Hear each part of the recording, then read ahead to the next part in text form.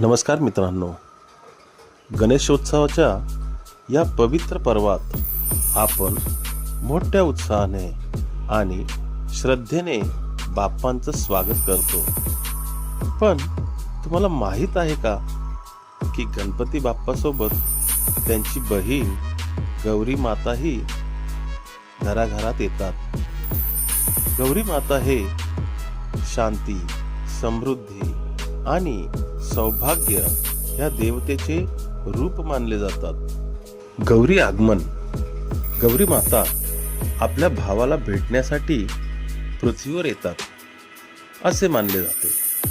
गौरी आगमनाच्या दिवशी भक्त आपल्या घरांना सजवतात, रांगोळी करतात आणि देवीची सुंदर मूर्ती किंवा कलश घेऊन स्वागत करतात. ज्या ठिकाणी गौरी माता येतात तिथे सुख, शांती आणि समृद्धी नांदते असे मानले जाते. गौरी पूजन. गौरी आगमनानंतर दुसऱ्या दिवशी त्यांचे पूजन केले जाते.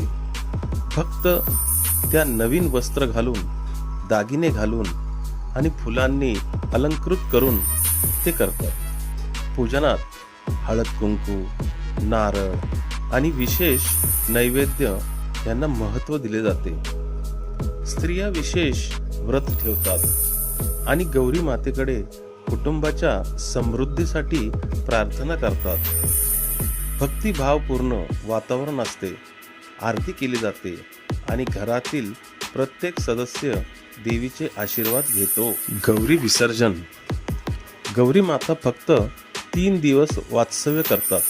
निष्कर्ष, हा पर्व आपल्याला शिकवतो की जीवनात शक्ती, समृद्धी आणि सौभाग्य किती महत्त्वाचं आहे. या वर्षीही आपण सर्व मिळून गौरी माता आणि गणपती बाप्पाचं स्वागत करूया आणि त्यांच्या आशीर्वादाने आपलं जीवन मंगलमय करूया.